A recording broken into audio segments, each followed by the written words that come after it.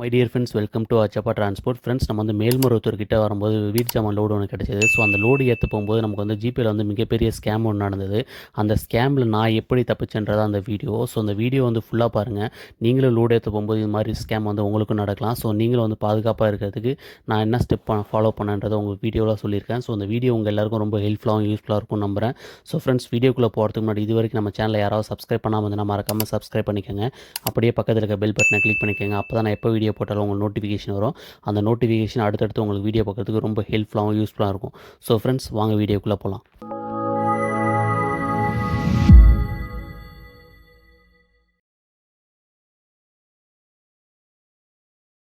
My dear friends, welcome back to Achappa transport. Friends, நம்ம வீடியோவை கண்டினியூவாக பார்க்குறவங்க எல்லாருக்கும் நல்லா தெரியும். நம்ம வந்து சென்னையிலேருந்து திருவண்ணாமலை பக்கத்தில் இருக்க சங்கராபுரம்ன்ற ஊருக்கு வந்து லோடு இறக்கிட்டு ரிட்டன் வந்து எம்டியாக வந்துட்டுருக்கோம். இது வந்து பார்த்திங்கன்னா ஒரு அப் அண்ட் டவுன் ட்ரிப்பு. நம்ம ரிட்டன் வரதுக்கும் சேர்த்து தான் வந்து பேமெண்ட் வாங்கியிருந்தோம்.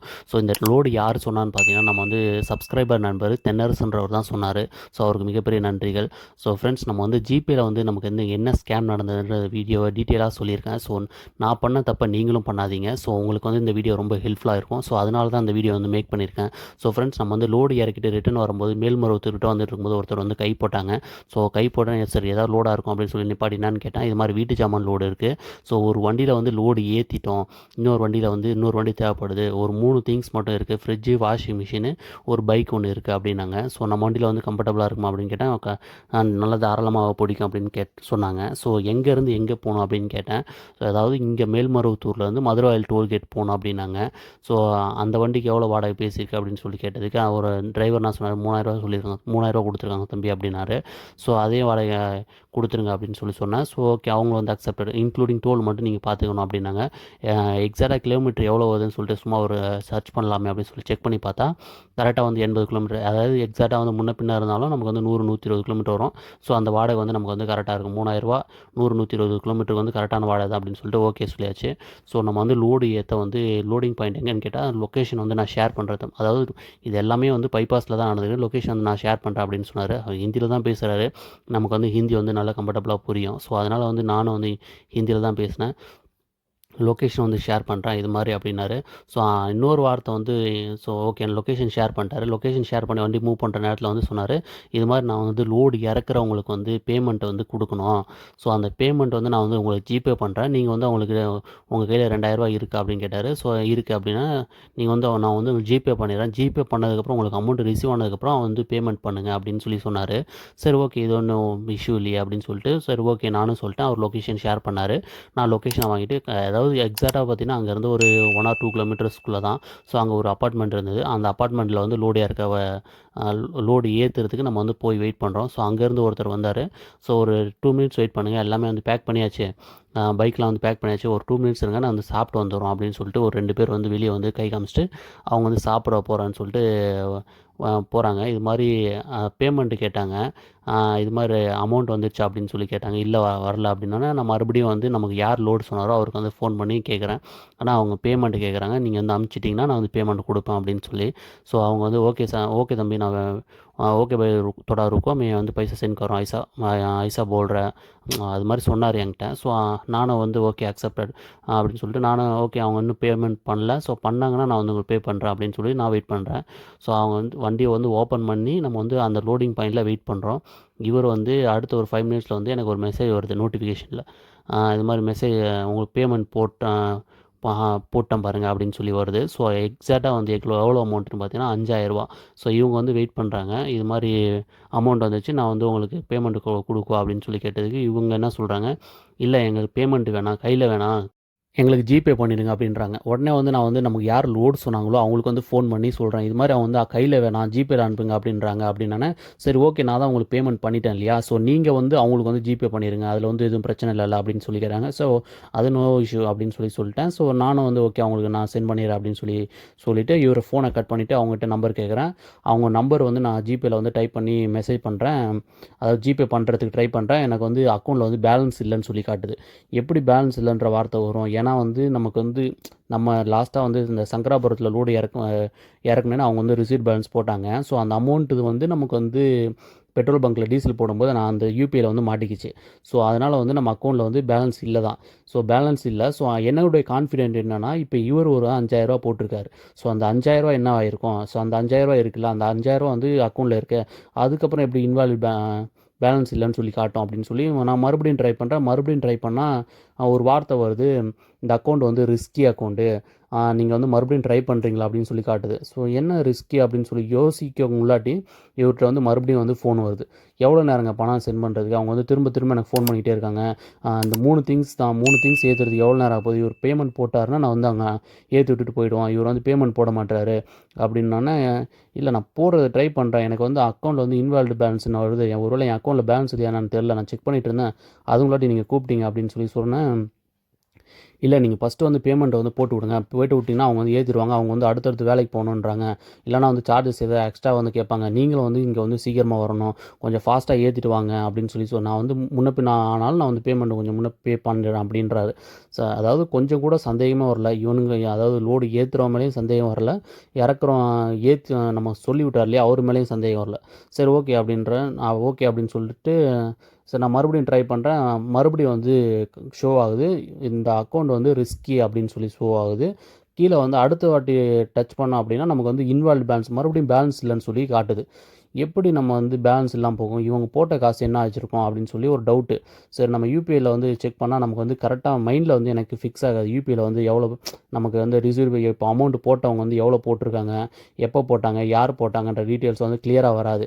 ஸோ அதனால் நான் வந்து எப்போயுமே வந்து பேங்க்கோட ஆப் தான் யூஸ் பண்ணுவேன். ஸோ அதுதான் எனக்கு வந்து எப்போயுமே வந்து கன்வென்ட்டாக இருக்க மாதிரி இருக்கும். ஸோ அதனால் வந்து நான் ப்ரைவேட் பேங்கிங் தான் யூஸ் பண்ணுறேன். ஸோ அந்த ப்ரைவேட் பேங்க்கில் வந்து அந்த ஆப் ஓப்பன் பண்ணி உள்ளே போய் பார்க்குறேன், ஸ்டேட்மெண்ட்டில் பார்த்தா அமௌண்ட் வந்த மாதிரியே இல்லை. ஸோ இது மாதிரி எனக்கு அமௌண்ட் வந்த மாதிரி இல்லையே, அது எப்படி இவனுங்க வந்து அமௌண்ட் போட்ட மாதிரி எனக்கு மெசேஜ் மட்டும் வந்திருக்கும் அப்படின்னு செக் பண்ணிகிட்டு இருக்கும்போதே வந்து மறுபடியும் ஃபோன் வருது. எவ்வளோ நேரங்க நீங்கள் லோடு ஏற்ற வந்திருக்கீங்களா, என்னங்க இது டைம் வேஸ்ட் பண்ணிகிட்டே இருப்பீங்களா, எங்களுக்கு டைம் கிடையாது அப்படின்னு சொல்கிறாங்க. இவன் வந்து ஃபோர்ஸ், அதாவது அதிகமான ஃபோர்ஸ் பண்ணிகிட்டே இருக்காங்க. அப்புறம் நான் வந்து சொல்கிறேன், இல்லை நீங்கள் பேமெண்ட் பண்ணுன்றீங்க, எனக்கு வந்து மெசேஜ் மட்டும்தான் வந்துச்சு, ஆனால் வந்து நான் உங்களுக்கு பேமெண்ட் பண்ணலாம் அப்படின்னாலும் என் அக்கௌண்ட்டில் வந்து பேலன்ஸ் இல்லைன்னு சொல்லி காட்டுது அப்படின்னு சொல்லி சொன்னால், இல்லை நான் வந்து உங்களுக்கு பே பண்ணிட்டேன், நான் வந்து வேணா வாட்ஸ்அப் பண்ணுறேன் அப்படின்னு சொல்லி வாட்ஸ்அப் பண்ணுறாப்புல. வாட்ஸ்அப்பில் பார்த்தாலும் அதே மெசேஜ் மட்டும்தான் காட்டுறாப்புல. இது மாதிரி நான் வந்து அக்கௌண்ட்டில் வந்து பேமெண்ட் பண்ண மாதிரியே வந்து அவர் வந்து பேமெண்ட் பண்ண மாதிரி காட்டுறாரு. ஆனால் எனக்கு வந்து பேலன்ஸில் வந்து பார்த்தீங்கன்னா இல்லவே இல்லை. ஸோ அவரே வந்து மறுபடியும் கூப்பிட்டு சொல்கிறாரு, பார்த்துட்டிங்களா அப்படின்னு. நான் பார்த்தேன், ஆனால் வந்து என் அக்கௌண்ட்டில் ஏறலையே அப்படின்னு சொல்லி கேட்டேன். இல்லை ஒருவேளை வந்து ஃபோன்பே இல்லாட்டி பேடிஎம்மில் ஏதாவது ஆட் ஆகிருக்கலாம் அப்படின்னு சொல்லி சொல்கிறாரு. ஸோ நம்மளும் வந்து எல்லாத்துலேயும் வந்து லிங்க் பண்ணியிருக்கோம், ஸோ சேம் நம்பரு. ஸோ ஒருவேளை அது மாதிரி ஆயிருக்குமா அப்படின்னு சொல்லிட்டு அந்த இதிலலாம் போய் செக் பண்ணாலும் அதுலேயும் வந்து அமௌண்ட்டு வந்து ஆட் ஆகவே இல்லை. எதுலேயுமே வந்து அமௌண்ட் ஆட் ஆகலை, அது மட்டும் கன்ஃபார்ம் பண்ணிட்டேன். ஸோ எதுலேயுமே அமௌண்ட் ஆட் ஆகலை அப்படின்னு சொல்லி அவன்கிட்ட மறுபடியும் அவர் ஃபோன் பண்ணுறாரு. அதாவது எல்லாமே வந்து ஒரு 2 செகண்ட் தான். நான் போய் அந்த ஆப்புக்குள்ளெல்லாம் ஃபோன்பே பேடிஎம்குள்ளெல்லாம் போய் செக் பண்ணிவிட்டு வெளியே வரங்குள்ளாட்டி மறுபடியும் ஃபோன் வந்துருச்சு. எவ்வளோ நேரம் பார்த்துட்டிங்களா, வந்துருச்சா, வந்துருச்சுன்னா டக்குன்னு அனுப்பிச்சி விடுங்க, அடுத்தடுத்து அவங்களும் வேலைக்கு போவாங்களா, நீங்களும் ஏற்றிட்டு வரணும்ல, எனக்கு இங்கே டைம் ஆகுதுலங்க, உங்களையே ஃபோக்கஸ் பண்ணிகிட்டே இருக்கிறது என் வேலையா, என்னங்க இப்படி பண்ண எப்படிங்க அப்படின்னு சொல்கிறாரு. அதாவது அவனுக்கு சைட் டவுட்டே வராத மாதிரி ஃபோர்ஸ் பண்ணி நம்ம வந்து ஃபோர்ஸ் பண்ணிகிட்டே இருக்கானுங்க. எனக்கு வந்து மைண்ட் வந்து கொஞ்சம் பிளிங்க் ஆகுது. நம்ம அக்கௌண்ட்டில் பேலன்ஸே இல்லை. ஸோ பேலன்ஸ் நம்ம அக்கௌண்ட்டில் வந்து பேமெண்ட் ஏறவே இல்லை. நம்ம பேமெண்ட் ஏறாமல் நம்ம எப்படி இது பண்ணுறது அப்படின்னு சொல்லிட்டு, நீ அனுப்பிச்ச எந்த அக்கௌண்ட் அனுப்பிச்சோ அந்த டீட்டெயில்ஸ் வந்து ஃபுல்லாக எனக்கு அனுப்பிச்சி விடு, யூபிஐ நம்பர் எல்லாத்தையும் டீட்டெயில் அனுப்பிச்சி விடு அப்படின்னு சொன்னால், நீங்கள் வேணால் மறுபடியும் செக் பண்ணி பாருங்கள் அப்படின்றான். அதாவது என்னை விடுற மாதிரியும் இல்லை, நீங்கள் மறுபடியும் செக் பண்ணுங்கள் அப்படின்றான். மறுபடியும் செக் பண்ணால் அமௌண்ட் வரவே இல்லை. ஸோ எனக்கு வந்து ஃபுல்லாக வந்து டவுட்டு கிளியர் ஆகிடுச்சு, இது வந்து ஏதோ ஏமாத்து வேலையாக இருக்குமோ அப்படின்னு சொல்லி. ஸோ நான் வந்து இது என்ன ஏமாத்து வேலையா, அதாவது திருட்டு வேலையா அப்படின்னு சொல்லி கேட்குறேன், ஸ்கேமா அப்படின்னு சொல்லி கேட்குறேன். கேட்ட 2வது செகண்ட்லேயே வந்து ஃபோன் வந்து கட் ஆயிருச்சு. ஃபோன் கட் ஆனால் எனக்கு வந்து ஷாக் ஆகிருச்சு. மறுபடியும் அந்த நம்பருக்கு ஃபோன் பண்ணுறேன், நமக்கு லோடு சொன்ன நம்பருக்கு ஃபோன் பண்ணுறேன். ஃபோன் பண்ணால் ஃபோன் வந்து ரீச் ஆகலை, கட் ஆகுது. அந்த பீப் பீப் பீப் பீப்னு அந்த சவுண்டு வரும் இல்லையா, அந்த பீப் சவுண்ட் அடித்து கட் ஆகுது. கட் ஆகுனா என்ன இது கட் பண்ணுறேன், சரி மறுபடியும் ட்ரை பண்ணுறேன், ஃபோனை கட் பண்ணி விட்றானுங்க தவிர எடுக்க மாட்டுறாங்க. ஸோ அடுத்து இங்கே நமக்கு வந்து நம்பர் கொடுத்து சைடில் நின்றுருந்தாங்க இல்லையா, டோர் சைடில் லெஃப்ட் ஹேண்ட் சைடில் நின்றுருந்தாங்க. ஸோ அவங்கள ட்ரை பண்ணால் அவங்கள பார்த்தா அவங்களையும் ஆளை காணோம். ஸோ அப்போ தான் எனக்கு பிளிங்க் ஆகிடுச்சு. ஸோ ஒரு வேளை இது வந்து உண்மையிலே வந்து 100% ஆனால் ஏமாத்து வேலை, கொஞ்சம் மாட்டியிருந்தாலும் வந்து போயிருக்கோம் அப்படின்றது என்னுடைய இது. ஸோ தேவையில்லாமல் நம்ம வந்து அமௌண்ட்டு நம்ம அமௌண்ட் லாஸ் பண்ணியிருப்போம், 2,000 லாஸ் பண்ணியிருப்போம் அப்படின்னு சொல்லிட்டு. ஸோ அதுக்கப்புறம் தான் நான் வந்து யூடியூப்பில் அடித்து பார்க்குறேன் ஜிபே ஸ்கேம் அப்படின்னா என்ன அப்படின்னு ஜிபே ஸ்கேமாக இருக்கும் அப்படின்னு சும்மா தான் டைப் பண்ணி பார்த்தேன். டைப் பண்ணி பார்த்தா தான் தெரியுது இது இவனுடைய வேலையாகவே நடந்துருக்கு. அதாவது ஒரு அக்கௌண்ட்டில் வந்து ரூ. 1000 ரூ. 2000 அனுப்பிச்ச மாதிரி மெசேஜ் அனுப்புறது. ஸோ மெசேஜ் வந்ததுக்கப்புறம் வந்து பர்டிகுலர் பர்சனுக்கு வந்து கால் பண்ணி நான் வந்து உங்களுக்கு வந்து ராங்காக வந்து அமௌண்ட் சென்ட் பண்ணிட்டேன். ஸோ அந்த அமௌண்ட் வந்து எனக்கு ரீஃபண்ட் பண்ணுங்கள். ரீஃபண்ட் பண்ணுறதுக்கு நான் இதுதான் என் GPay number, PhonePe number, Paytm number அப்படின்னு சொல்லிட்டு ஒரு நம்பரை கொடுக்க வேண்டியது. அந்த நம்பருக்கு வந்து நம்ம வந்து பணம் அனுப்பிச்சாலோ நான் ஏதாவது பணம் அனுப்பிச்சிட்டோம் அப்படின்னா நம்ம அக்கௌண்ட்டில் எவ்வளோ அமௌண்ட் இருந்தாலும் அது அப்படியே வந்து ஃபுல்லாக வந்து வலிச்சிட்டு போயிடும். ஸோ அது அப்படிப்பட்ட ஒரு ஏமாத்து வேலையான ஒரு ஸ்கேம் இது. ஸோ என் அக்கௌண்ட்டில் வந்து பேலன்ஸ் இல்லை. அது இன்னொன்று வந்து நமக்கு வந்து காட் கிரேஸ் மூலமாக வந்து நமக்கு வந்து யூபிஐ மூலமாக டீசல் போடும்போது அந்த யூபிஐயில் வந்து அமௌண்ட் லாக் ஆகிடுச்சு. சப்போஸ் நான் அந்த அமௌண்ட் வச்சுருந்தேன் அப்படின்னா அந்த அமௌண்ட் வந்து ஃபுல்லாக வந்து இவங்ககிட்ட போயிருந்துருக்கும்.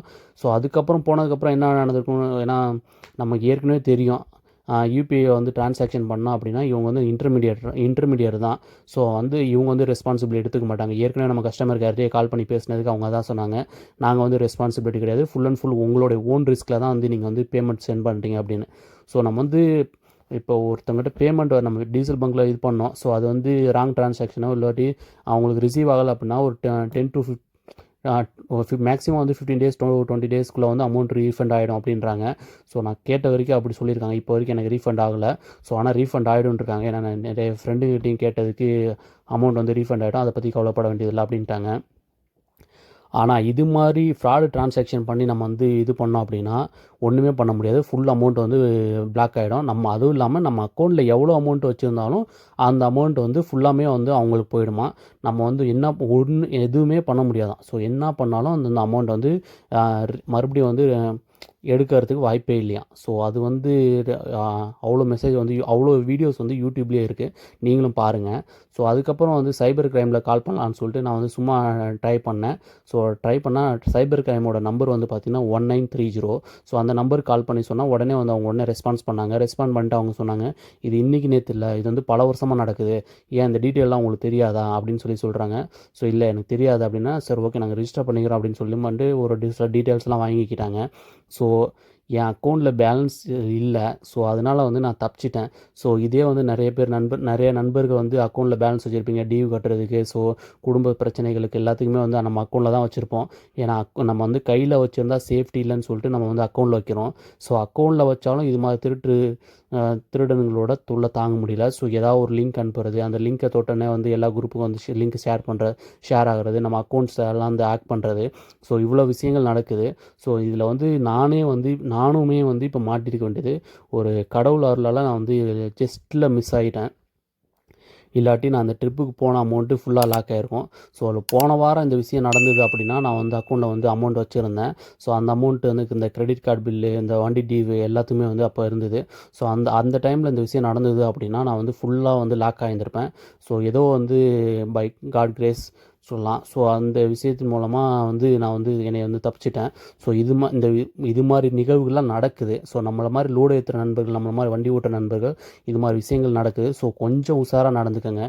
ஏன்னா நம்ம வந்து எவ்வளோ கஷ்டப்பட்டு வண்டி ஓட்டுறோம். ஸோ அது மாதிரிலாம் வந்து சேர்த்து இது பண்ணுறோம். ஸோ அப்படிப்பட்டு கஷ்டப்படுற அமௌண்ட்டு தேவையில்லாமல் அசால்ட்டாக வந்து ஒரு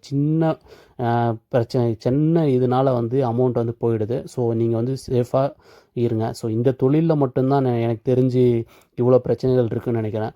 திருட்டு பிரச்சனை, வண்டியை ஏமாற்றிட்டு கடத்திட்டு போகிறது, டிரைவருக்கு பாதுகாப்பு இல்லாமல் இருக்கிறது, அது இல்லாமல் இது மாதிரி அப்படியே நம்ம அக்கௌண்ட்டில் வச்சுருக்கோம் அப்படின்னாலும் இது மாதிரி தொந்தரவுகள் இருக்குது. உண்மையாக வந்து ரொம்ப என்ன சொல்கிறது, ரொம்ப வேதனையாக இருக்குது. ஸோ இந்த ஃபீல்டில் இருக்கிறதுக்கே வந்து மைண்ட் வந்து அந்தளவுக்கு அக்செப்ட் ஆகலை.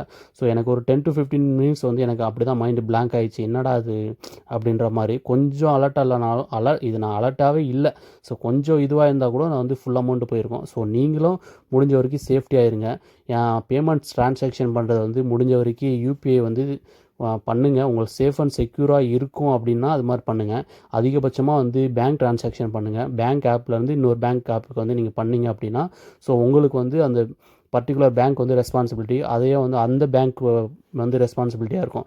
நம்ம யூபிஐயில் பண்ணுறது வந்து யூபிஐ வந்து ஒரு இன்டர்மீடியரு. ஸோ இவங்க வந்து ஃபுல் ரெஸ்பான்சிபிலிட்டி எடுத்துக்க மாட்டாங்க. ஸோ இவங்களோட வேலை நமக்கு வந்து ஃபஸ்ட்லாம் நம்ம வந்து பேங்க்கில் போய்ட்டு எவ்வளோ மணிக்கணக்கில் நின்றுட்டு இருந்தோம். ஸோ அந்த வேலையை வந்து இவங்க ரொம்ப சிம்பிள் பண்ணாங்க. அவ்வளோ பெரிய டெக்னாலஜியை வந்து இவங்க வந்து அசால்ட்டாக வந்து பிரேக் பண்ணி நம்ம அமௌண்ட்டை வந்து திருடுறது ரொம்ப மனசுக்கு வருத்தக்கூடிய செயல். ஸோ நீங்கள் எல்லோரும் வந்து இந்த வீடியோ பார்க்குற நண்பர்கள் கொஞ்சம் உஷாராக சேஃபாக இருங்க. ஸோ இந்த வீடியோ வந்து உங்கள் எல்லாருக்கும் ரொம்ப பிடிச்சிருக்கும் நம்புகிறேன். இந்த வீடியோ பிடிச்சிருந்தனா லைக் பண்ணுங்கள், ஷேர் பண்ணுங்கள், சப்ஸ்கிரைப் பண்ணிக்கோங்க. அப்படியே பக்கத்தில் இருக்க பெல் பட்டனை கிளிக் பண்ணிக்கோங்க. ஸோ நம்ம வீடியோ வந்து கண்டினியூவாக போட முடியல. ஸோ அந்த ஃபோன் இஷ்யூ வந்து பேக் டு பேக் இருந்துகிட்டே இருக்குது. ஸோ அது இல்லாமல் இப்போ வண்டியில் வேறு கொஞ்சம் பிரச்சனைகள் நடந்துச்சு. ஸோ நான் அதை அடுத்தடுத்த வீடியோவில் வந்து சொல்கிறேன். ஸோ ஃப்ரெண்ட்ஸ், இந்த வீடியோ உங்களுக்குலாம் பிடிச்சிருந்தா லைக் பண்ணுங்கள், ஷேர் பண்ணுங்கள், சப்ஸ்கிரைப் பண்ணிக்கோங்க. அப்படியே பக்கத்தில் இருக்க பெல் பட்டனை கிளிக் பண்ணிக்கோங்க. தேங்க்ஸ் ஃபார் வாட்சிங், thanks for supporting, thanks for everything. Thank you friends.